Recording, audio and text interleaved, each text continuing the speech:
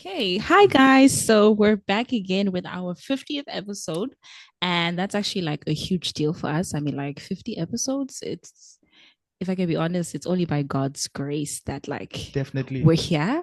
And yeah, it's giving very Christ-like, very mindful, very demure. Yeah.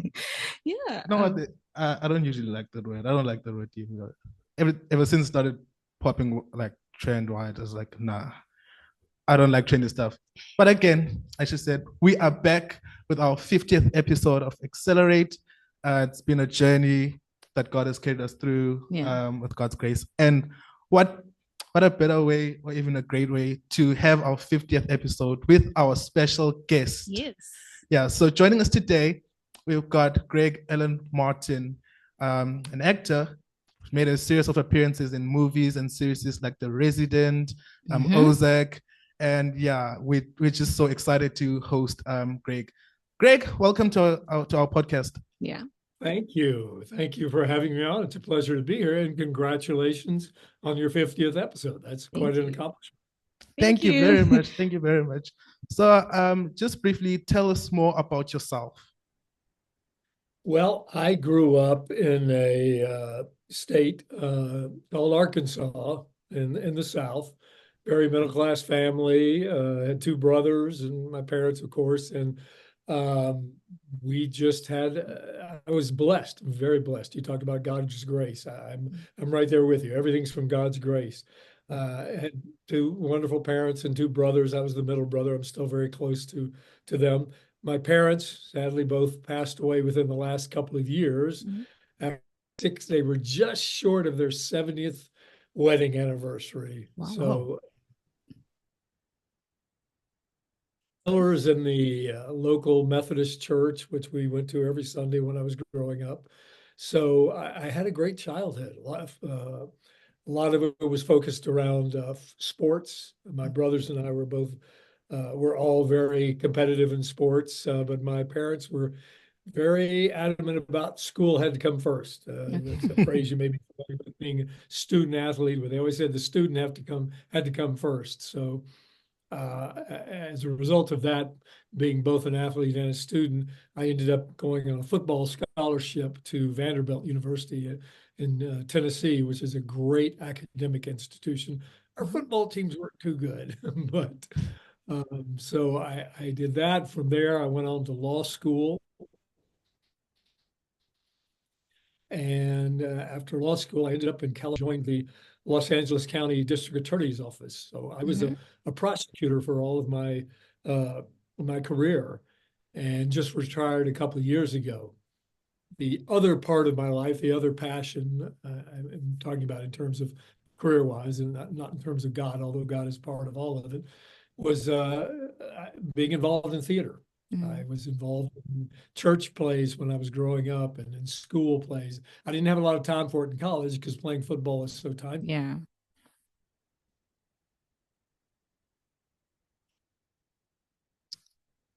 Okay, I that's did. I was a member of a Christian theater company and with them. So I've always had this, dual passion there of being a lawyer and a prosecutor and being an actor at the same time.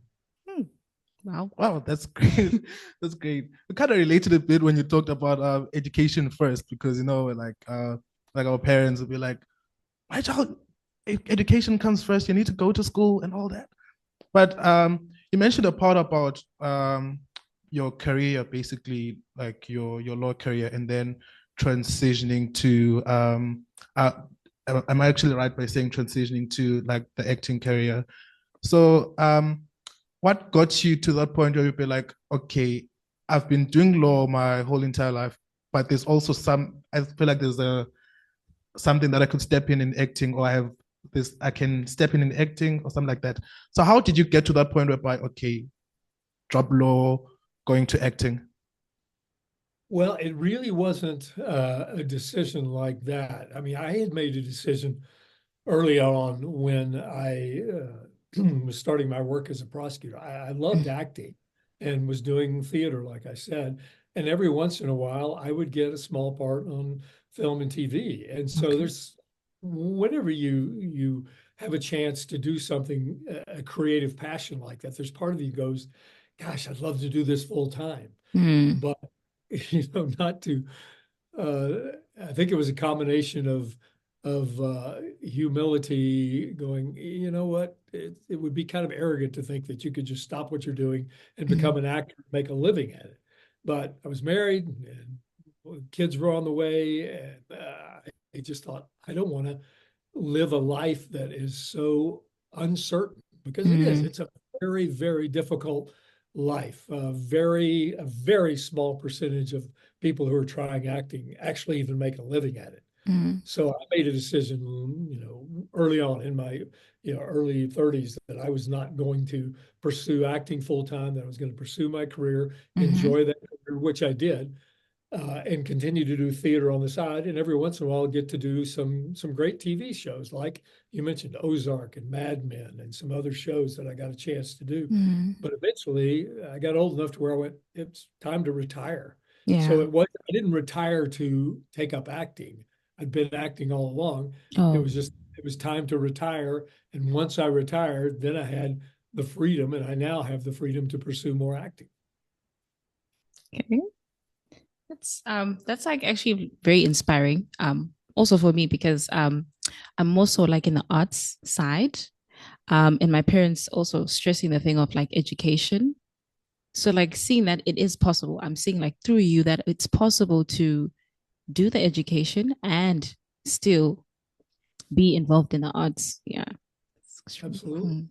Absolutely. And it also, it gives you the ability to pursue it with, I think, the kind of almost joy and peace that you need to pursue anything, but especially in the creative arts. Because actors who go into auditions and they are desperate, they need that part, they really want to, you can't be real. You can't bring the life to a character you need to bring. So it's enabled me to have a perspective, which I think we ought to have in all life, which is, hey, if this works out, great. If not, I'm good. Got the Lord on my side. The Lord's in control. Whatever He wants to happen happens. Yeah, that's great. That's great. So inspiring.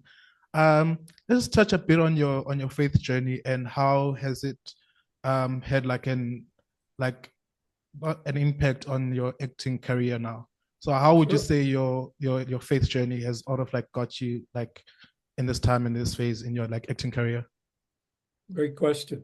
Well, as I mentioned, I grew up in what we refer to as a church home. So we went to church every Sunday, and I was involved in Young Life. And when I got into all the Fellowship of Christian Athletes, which is a wonderful organization, and Campus Crusade, a number of organizations like that. But it wasn't a very overt thing in the house. I mean, my dad is kind of a different generation. They just didn't talk a lot about their faith. They just sort of lived it out, go to church. But, we prayed before meals, but there wasn't a lot of discussion. And ironically, nowadays, especially in higher learning in colleges and grad schools in the United States, at least, sometimes faith is sort of frowned upon.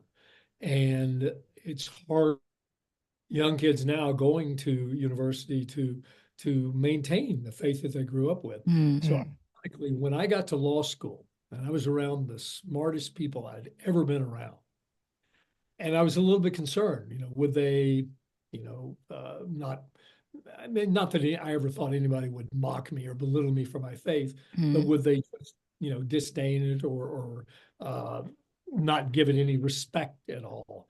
And it turns out that I had a number of very close friends who were not believers, who instead were just curious. It's like, gosh, what is that all about? Why do you believe that sort of thing? Yeah. And the net effect of that was it didn't make me question my faith in terms of being a believer. What it made me do was go, wait a minute, am I a believer? Do I believe in Jesus? And is my Christian faith what it is simply because I grew up in a Christian home? Simply because this is what I was taught? Is my faith a cultural thing, or is it true? Yeah. And so started me on a journey, and it makes sense. And it was while I was in law school, which is a very academic pursuit and you're doing research and analysis and that sort of thing. So I did that with my faith. Josh McDowell was very instrumental in his book, Evidence That Demands a Verdict. I started studying and researching, and long story short, I came away from that journey with a much stronger faith. So now it was, okay, I don't believe this just because I grew up with it. Mm-hmm. And I was taught it. I believe it because I am convinced it is true. Right. It's grounded in historical fact. It makes sense of the world. It makes sense of my life, and it's true. So I'm one of the few people who came out of an elite law school with their faith even stronger than before. That's that's actually pretty good. It's kind of reminding me of that line where it says, you know, most people may not get an opportunity to be in church, but you can be the only Bible they read, like through the life you live, through your faith, you know. So when people like encounter you and you have like a strong faith, and they might not have been to church, but they can actually look to you and be like, okay, there's something different about this dude. Like what is it that is just makes him different? And then they get to you and then they discover this core of faith that, you know, there is a Jesus that we believe in. There is a Savior that lives. That, you know, there's a core thing that we like spreading about, like our podcast. They mostly centered around maybe different topics, but they go back to that point whereby our faith is anchored to the death and resurrection of Christ. Yeah. So, and it really touches me when you say that, because I'm also a student at the university right here in East London. So sometimes I do get those moments where you'd be like, okay, how do I actually live out my faith in this sphere where we've got most students partying, and then how do you actually reflect Christ, you know? But I'm really taking inspiration on that, you know, you really need to be bold about your faith, like because when people look to you, they may see you're not like them, you are different, you know. So I'm really taking notes about how can you actually live out your faith as a young student. And for sure the viewers will also find that the same. It reminds me of a quote that I read once, and maybe this is what you were thinking about as well. I think it was something to the effect of, preach the gospel at all times, and if necessary, use words. And I think that's attributed to St. Augustine, but I'm not sure he actually said it. But you were asking about how it related to my acting journey, and that's I didn't get to that part of it.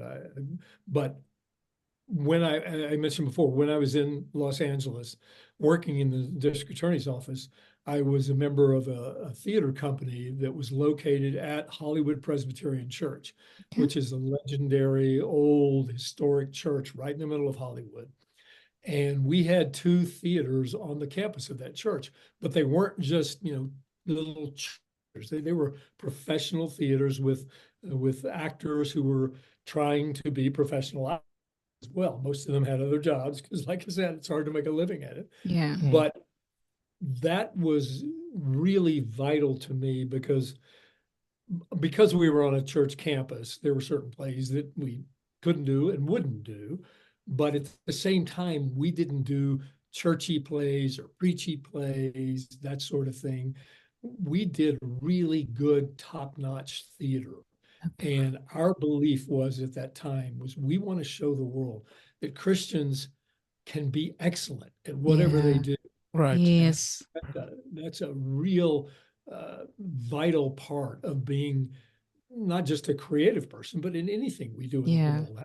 What we do and how we do our job carries a message. And so for us, it was a combination of let's do great theater pieces that inform, instruct, enlighten people, that they walk away asking questions or thinking about their lives or thinking about their faith, but also to recognize that, wow, Christians are not just these people who live in these ivory towers and you know, are intolerant about things. So, great part of it. And it makes me want to do more faith-based film and TV projects now. because that world, I may be skipping ahead a little bit here, but the film and TV world over the last 10, 15 years really woken up to the fact that there's a huge audience out there Yeah, for people who share our values. that's Yeah, that's true. true. That is so true. Yeah. Look what happened with The Passion of the Christ many years ago with Mel Gibson's film. And then just a couple of years ago, The Jesus Revolution. Yes, that was good. Huge, phenomenal hit. And the Chosen. I mean, people all over the world watch The Chosen. Yeah. Yeah. There's a lot of great material out there now. Yeah. Yeah. I think we're living in a time where like people are bold about their faith and definitely not ashamed. So to even speak up about it showing up on like TV more. So yeah, I also agree like with the gap of Christian faith-based movies, series. I think there's a lot that can be done there. Yeah. Yeah, absolutely. Absolutely. So let's get around your other interests now. So outside of your career, don't mean to intrude, but what else do you do? Well, growing up as an athlete, that's been a big part of my life. So I still, there are things that when you get older, you can't do as much as you used to be. I used to run a lot. I can't run much anymore. You start to have joint problems. Don't get old, guys. But I play a lot of tennis, play a lot of golf. I lift weights. I swim. I hike. Play pickleball, which is the new craze. I don't know if it's how big of a thing it is over in Africa, but it's huge here in the United States. So I just try to keep very active. And my wife and I love to travel. Like I said, we went over there to Africa over the summer, and I've got two boys that are both in their 20s, and I don't live where they live. One's in Santa Barbara, California, and the other one's in school in Texas. He's still a senior in college. So obviously they've always been a huge part of our lives. Right. That's good. You mentioned your wife there. How does it feel to have someone like back in your corner and looking and basically looking in the perspective of today's relationships, and then you look at your marriage with your wife? How is that like how do you feel to have someone behind your corner like supporting you and Yeah. then and giving that view of like today's like relationships? Yeah, no, I mean, it's terrific. She is so supportive of me, and she is also she's not an actress, and that's probably good because Mhm. two actors in the same family, I think there's too much ego there. Coexist. But we are both very supportive of each other. She has so many different pursuits that she's into now. She has a social media site about pickleball, and Oh, she's very much into fashion, cooking, and being a mom, and so wow. it's wonderful. But yeah, especially as an actor, it's great. And you guys may or may not know this, but in the acting world, it used to be that you would go to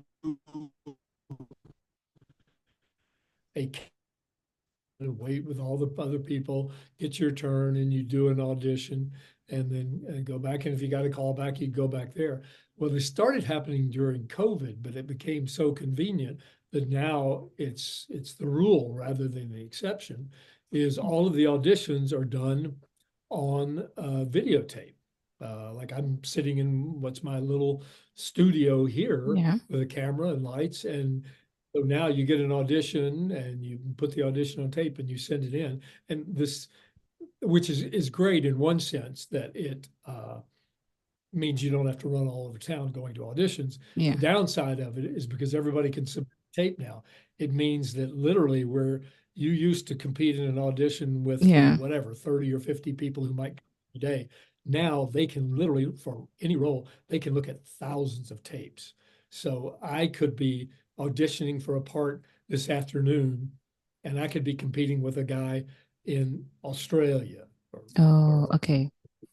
England or Africa, whatever. So from the producer standpoint, they've got a choice of people all over. From an actor standpoint, it's made the competition a lot more difficult. Yeah. getting back to my wife, because that was your question, and I was getting back to her, is when you do these auditions, you need to have somebody to read the other lines with you. Oh, And so they stand off camera. Like if I'm doing an audition, you just see me like you guys are seeing me now. Yeah.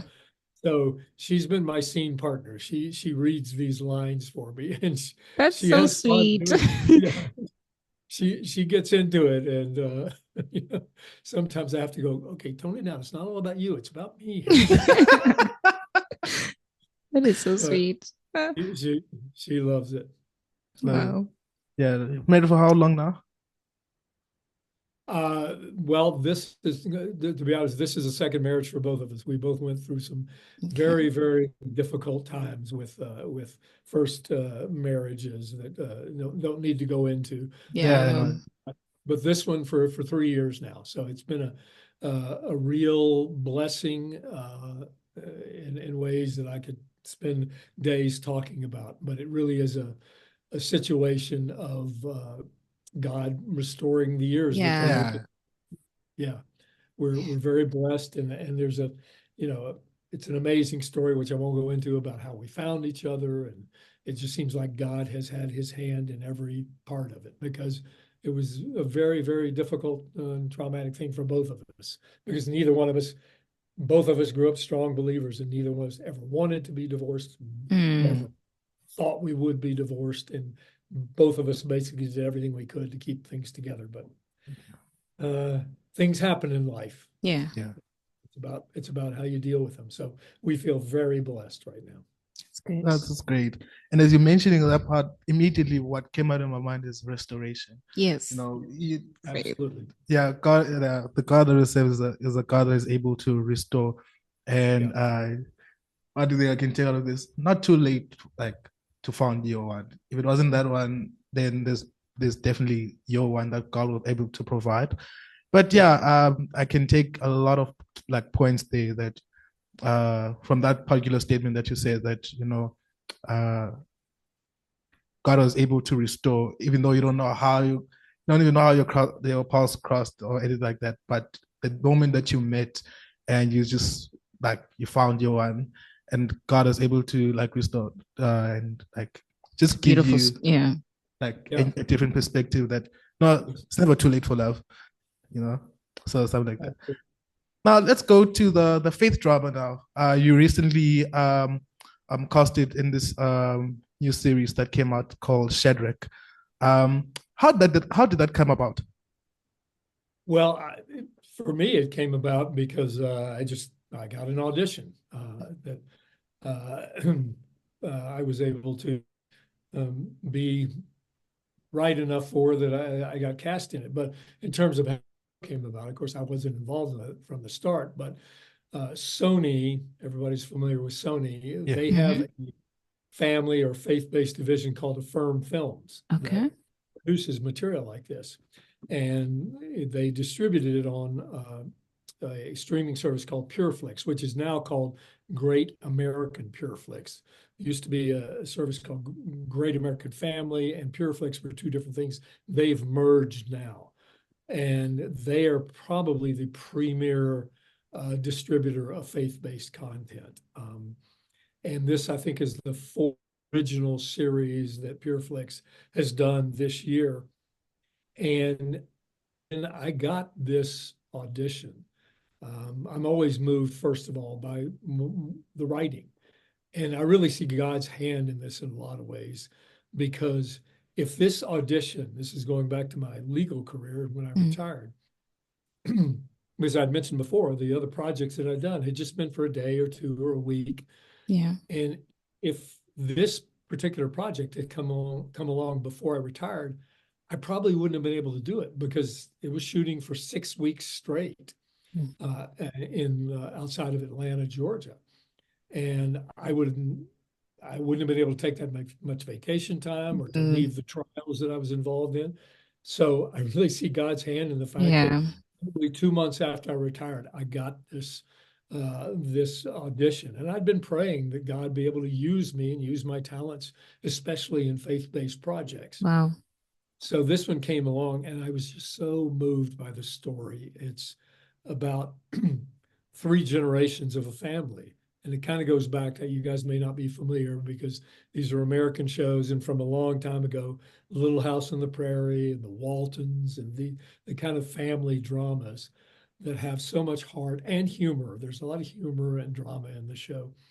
But basically, and I'm not giving anything away because this happens in the first 5 minutes, parents and their two young kids, a 10-year-old boy and a 12-year-old girl, are living in the big city. Mhm. And the dad basically loses his job or his company goes under for reasons that have nothing to do with him.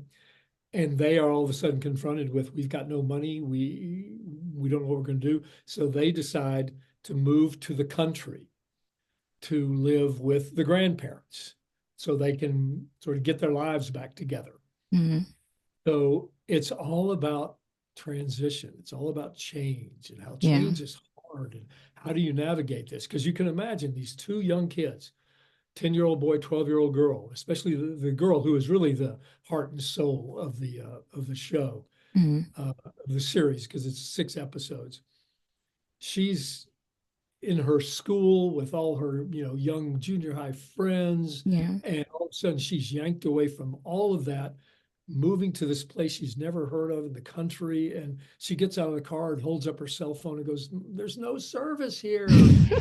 So they're yanked out of that. The dad's lost his job. The mom, who grew up in this small town, she's now going back and feeling like kind of a failure because she's been living this high life in the big Yeah. city. Grandparents, and I'm playing the grandfather, we're all set in our ways and enjoying our retired life on the farm. And all of a sudden now we got 4 people living in the house. So it's all about, how do you deal with accepting people from other generations? How do you Yeah. not just survive, but how do you thrive in the midst of that? And it's wonderful the way, as a family, they learn to really not just share the space with each other, but to really bond together and learn how much the young kids learn from the grandparents. And, because these days with families being so mobile, when you're a parent and your kids go off to university and leave, oftentimes they live in other cities, so they rarely see them. Yeah. Grandparents with grandkids, if you don't live in the same town, you get to see them on occasion. And so it's really wonderful to just show how important those family bonds and family ties are. That really spoke to me, and the way it was written, and how much fun they have as a family, and go through conflicts. It's not all, like I said, it's not all Yeah. preachy, sweet, saccharine, that sort of thing. It's really a fun show, and it's got a lot of ups and downs and conflict and heart and humor. So Yeah. Yeah. What really touched my heart is when you spoke about change, because it's really, really hectic to adapt to change. It's not easy to adapt to change. It got me thinking about myself even. I had, it's kind of like similar to the storyline, not really line to line, but I remember I was also in the big city and I had to relocate, even though there's still like a city, but I was studying at another institution, and then life happened, and then I had to come back home and also to just readapt. And so I can see the glimpse of, and it was quite difficult to adapt to that change, and sort of speaking more into that, adapting to change. What are 2 things that we need to actually keep in mind when dealing with a change? Maybe as part of a lesson that you took out of the series Shadrach. yeah. That's a great question. One of the things that I love about the writing of this show, and I really want to point this out because sometimes people will hear faith-based and they go, I don't want to watch a show like that. It's probably just going to be too preachy, like I said. This show is very subtle with the way they handle the faith aspect of it. They don't make a big deal about it. They don't hit you over the head with it. It's just a family that they go to church on Sundays, and there is a minor character who is a pastor who gets involved with them to some extent, and they pray before meals. And every once in a while, the show, it's not even very often in the show, they'll go, let's pray about that. Yeah. But other than that, it's not trying to preach you or convert you. And one great example of this, I just thought about this, is the character of Anna, the 12-year-old girl. She is, like I said, she's the heart and soul of the show, and she at some point meets a horse. That's where the title of the horse is named Shadrach, and there's something that I don't want to give away that goes behind that, how she names him Shadrach. But she does some voiceover narration at the beginning and the end of the shows. And one of the things she said that I remember her saying was, life is full of surprises. Some of them are good and some of them are bad. And sometimes you don't know which is which. Mm. And I thought that was not only very profound, but to me, I could just imagine the writer going, what is a subtle but profound way of basically teaching scripture? I mean, that's Romans 8:28. All things happen together, all things work together for good. Those that love. And that to me is really the lesson as much as anything of this series, is how people learn to appreciate what's simple, to slow down, appreciate the simple things in life. Yeah. Sorry, that sounds very cliche, but also to just embrace change, because she does not, this young girl, she does not want to move. She's very rebellious again. I don't want to be here. I want to. And then as things move on and it starts to look like they may move back to the city, she doesn't want to move back because she has learned that she loves what's there. Wow. So we just never know what's going to happen in life. Yeah, that's so true. And I'll share one more thing. This is not related to Shadrach, but other than that lesson, like I said, I played football in college, so I love sports movies. Are you guys familiar with the American movie Rudy? No, not really. If you haven't, you should watch this movie. This movie was based on a true story about where this young, not really that athletic kid wants to go off to one of the most famous football colleges in the world, Notre Dame, and be a walk-on in their football team. So he doesn't have a scholarship, but he wants to go play. And it's his life's dream to do that. Well, he gets there and he gets a chance to practice, but he's not doing that great and doesn't look like he's going to make the team. Well, in the movie, he has made friends with a priest on the campus. And every once in a while, he'll go by and talk to him. And there's one scene that I'll never forget, because to me, I think it's the greatest spiritual line I've ever heard from any movie. He's sitting there in the church, just he and the priest. They're all alone, sitting in the pews, and Rudy is going, have I not prayed enough? What else can I be doing? Can you help me? He's looking for answers for this priest, but really from God. And the priest, who's played by this wonderful character actor who's no longer with us, named Robert Prosky, he just goes, son, in over 35 years of being a priest, I've learned two hard, incontrovertible facts. There is a God, and I'm not him. Wow. That hit you. I felt it from there. It's so profound, the way of going, God's in control, and we can trust that. Yeah, that's so true. We're not God. We can't control it. Things are out of our hand. Yeah. And so back to the show, I just love the way that they learn to really embrace each other, embrace the change, and grow. Yeah. You spoke about the 12-year-old girl that like had a hard transition, and then she doesn't want to go back when it looks like things are working out. It actually made me think of like how sometimes in our journey, God will want to move us like to a new season, and it looks scary, and we kind of fight him. And then when he finally shows us, like maybe he's calling you to a deeper level of faith or love, right? And then in the beginning, it just looks chaotic. But then in the midst of it all, God starts to show you what the plan is. And then now you don't want to look back. So I just thought of that, like how sometimes in our faith. Absolutely true. And you guys know as well as I do, that's all through scripture. Mm, There's yeah. so many examples of that.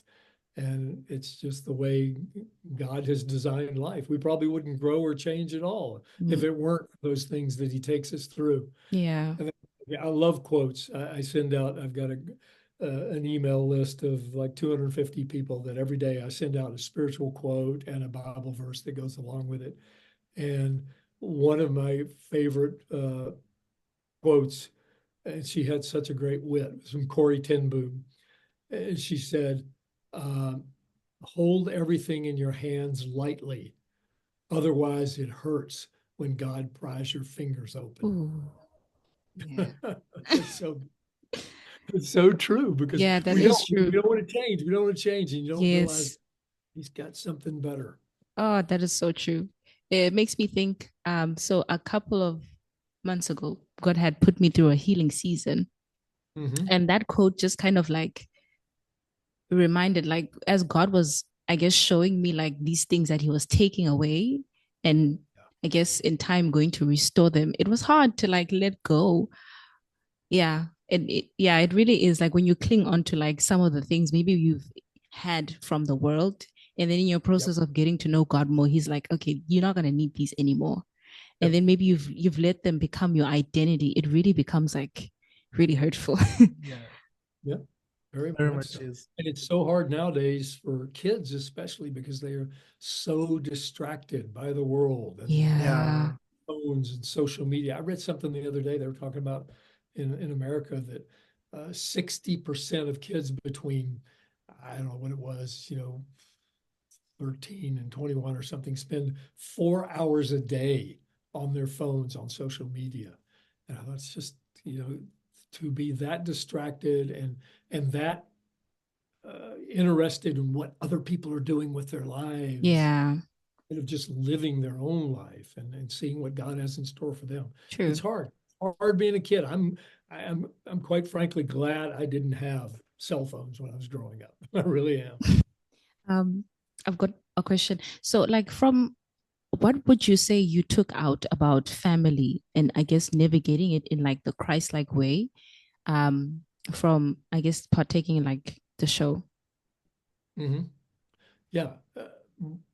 Again, I think one of the highlights of the show in that regard is the fact that you've got, and it's very rare to see these days in real life or on TV, but three Mm, generations that are really just living together and doing life yeah, together. it's true. Um, and the way, and I'll look at it from my standpoint, from my character. I don't have grandkids yet. I look forward to the day when I do. But I loved being this character and having kids around uh, who I could so easily remember my kids at that age. Mm, And my character in this show, he teaches the kids about how to work with a horse, how to handle a horse, how to do chores around the house. mm, So he's a real mentor to them, mm, and he loves the chance to be able to do this because his grandkids have been living far away. So it just reminded me of how much I valued that time in my life when I could impart to whatever extent they'd receive it, mm, wisdom to my kids. And let me relate this a little bit back to my time as a district attorney. The last 4 years when I worked as a district attorney in Los Angeles, I was in a juvenile courtroom. And that was probably my favorite time. I mean, I had done murders and gang cases and sex crimes and all this kind of stuff. But this was the first time I was focused strictly on juveniles. And it was really striking to me that the most consistent common denominator of kids who came into that courtroom, and this was, white kids, black kids, it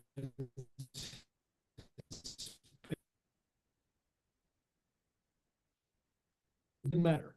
The most consistent was that they were from broken homes. And most of the time, there was only one parent. I mean, I'd say 95% of the time, there was only one parent in the courtroom there mm, with them. And it really struck me as to what an effect that has, the breakdown of the family mm, on kids. And, luckily, not all kids from broken homes end up committing, crimes, but it really was impactful on me about how much being there for your kids means Yeah. to their lives, to their future, and it has a ripple effect through ongoing generations. Yeah. Right. So, some of the best moments that you had on set when you're recording Shadrach. Oh, probably some of the most fun moments was working with the horse because it was great. I spent a little bit of time around horses, but not a lot. And there was a trainer on set, and there were actually two horses. They were cousins, and they looked identical. And that was a fun aspect because these two horses had different personalities. Yeah. And so they would use whichever horse would work better for that scene. If the horse needed to be skittish and more high strung, Yeah. one horse was good for that. If they needed to be calm and just trotting along, they'd use another horse for that. So that was fun because they're magnificent animals. But that still takes second place to working with those kids. And in particular, I want to mention, I've talked a lot about Anna, who was played by Livy Birch, this wonderful young actress. She's got a big career ahead of her.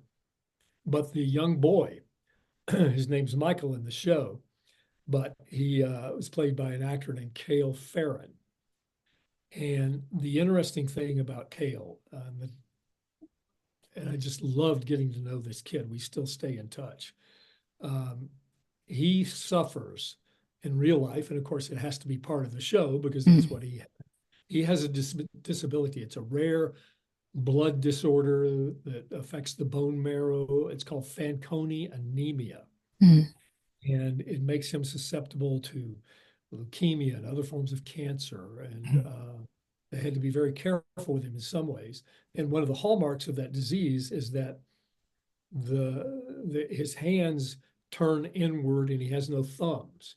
So he's got a very visible disability that you see all the time. And like I was talking about how the message, the spiritual message of the show is very subtle, the way they handled this was so subtle. It's just part of who they are as a family. They've lived with him. He's had this disability. It's a birth defect. And so he's part of the family. They don't treat him any different. He gets to ride the horse. And Cale being his real name, he was such a delightful young man, just full of life, full of energy, big, radiant smile, laughing all the time, telling bad jokes all the time. And that's the way the character comes across too. And that was just wonderful to be around a kid like that. I mean, I'm so blessed and so fortunate. I've been healthy my whole life. I've grew up in a good family, all that kind of stuff. The things that most of us take for granted. But here's a kid who's had this very, very visible disability, and there's a lot of things that he deal with on a daily basis because of. And he's just walking around the set with a big smile on his face, and he's got this deformed hand, and he's giving people high fives with it. And I thought, wow, what a testimony to the grace of God, and just such an indomitable spirit. Such a wonderful. I'm touched by that testimony about the young guy. Wow, there's a lot that God can do in that particular space, right? Yeah. So now, what would be the things to look out for when you're watching the series? Yeah. Well, the things that I've mentioned already, just the family aspects of it, and the heart, and I hope kids will watch this. And I know they're going to be, they'll enjoy the characters of Michael and Anna, but they'll also enjoy horse and the kids get into a little bit of trouble, and actually, but I would hope that kids, going back to what I said earlier about how distracted they are, it's not long into the show where both Anna and Michael, this is great. I mean, it's so wonderful out here. We don't want to go back. And they've sort of, forgotten about their cell phones. They've forgotten about all the hustle and bustle and all that. And it's like, wow, there is a simpler way to live. And that doesn't mean you can't enjoy and embrace a simpler way of living Yeah. without going to live out in the country somewhere. You can do that wherever you are. Yeah, And just to it's true. recognize that you don't need all that stuff. Yeah. In fact, it's quite the opposite. I mean, I don't know about there, but in America, there have been so many studies that are coming out all the time that talk about how the rates of depression and teen suicide and all Yes, it is so. started with the advent of cell phones and social media. Yeah. It's inarguable what a negative effect. I mean, there's a lot of great things about technology and what you can do with it now, but it's just, you can't argue with the fact that it's made kids just so much, because now they're just looking at the world going, I want that, or why can't I have that? I'm not as pretty as she is, or I don't have the car. Yeah, that's so true. Yeah. Really sad. I also think it's part of the reasons why we also have like a high percentage of anxieties happening lately.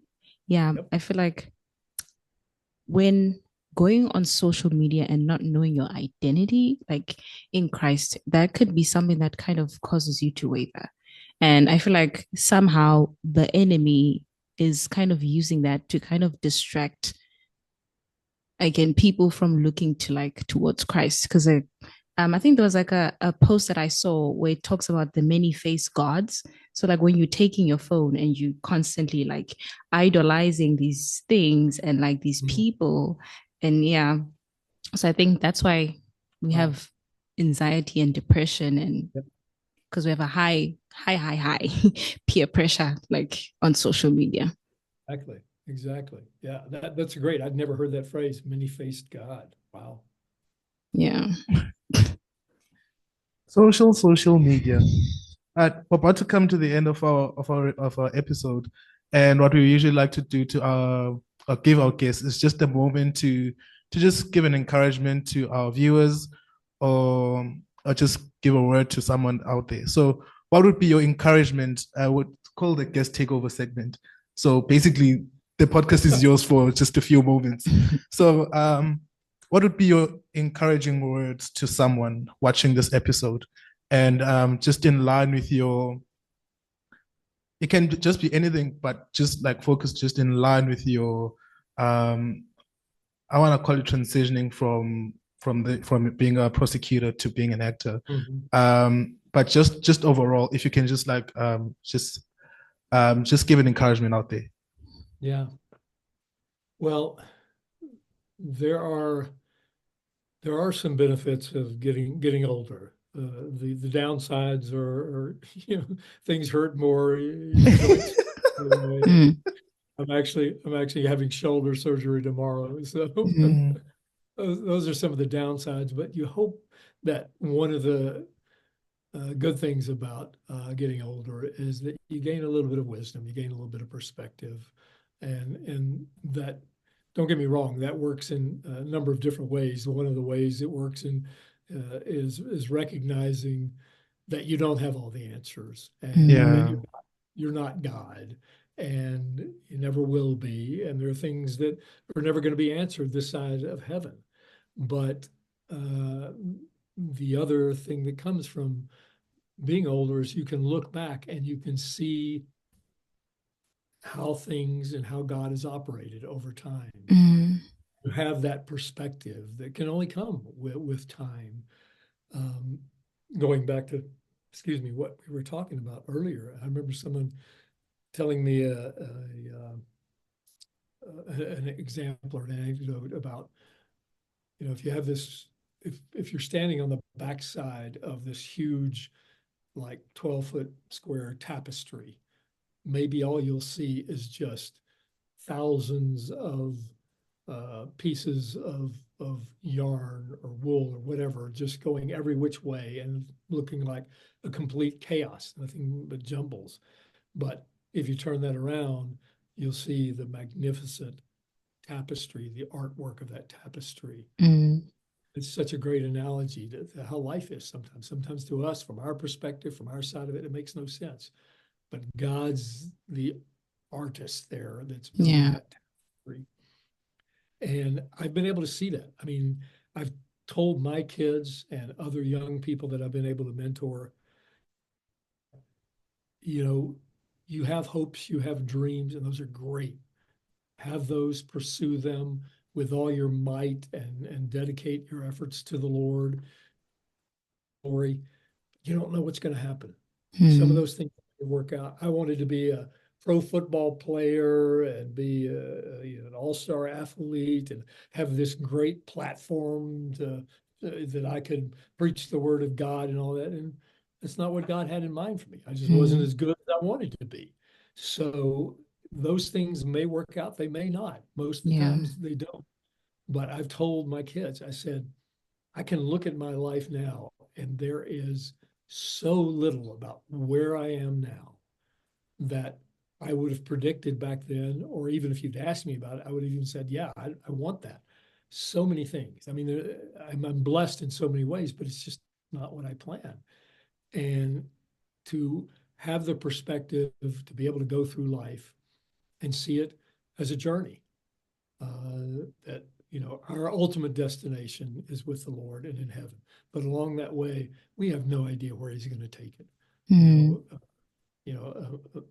The Bible, of course, talks about that, how a man may plan his path, but the Lord establishes his steps. Or is it the other way around? Yeah. Anyway, you get what I'm saying. I'm sorry for my misquoting there. Yeah, that's great. Another great quote, because like I said, I love spiritual quotes. Tim Keller, one of his best quotes. I've always loved him as a pastor and an author. Unfortunately, he passed away last year. Just a brilliant, brilliant preacher. If you've never listened to his sermons, listen to Tim Keller. He's just fabulous. I listen to his podcast of old sermons almost every day. He said, God always gives you what you would have asked for if you knew everything he knows. That's really good. We just don't know what his perspective is, but we can trust him. So that's the only wisdom, is just learning to trust and embrace God and know that it's all going to be good. Yeah, it's wonderful. It's great. Yeah, we can't wait to host you physically when you come this side to South Africa. Yes, I'd love to come again. I really would. I'd come again and explore the Eastern Cape, the beauty of the forest, nature. Yes. Yeah. Greg, well, thank you so much for joining us. We really had a lovely time just chatting with you about your life and the series. Definitely after this episode, people want to watch this series. Yeah, definitely. And viewers, that's our role for us as the Accelerate. Yes. Catch us on another. We're gonna go back to Hot sessions after this. We're still not done with that. Yeah, we still got a lot to talk about with our Hot sessions. So one more thing before we go. Do you have socials so that people can follow you?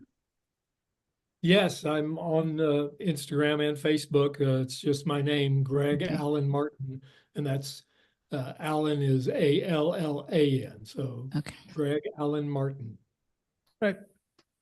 Viewers, give him a follow his socials, and also don't forget to follow our socials. We're on also on Instagram at the Accelerate Network _. So also follow us personally, just avela _. And Lily _Blation. Yeah. And also don't forget to subscribe on our YouTube channel so that you don't miss out on any upcoming content. Yes. So this was us from today. Happy 50 episodes. Accelerate to a 50 more and 100 more. Have a blessed day and goodbye. Bye.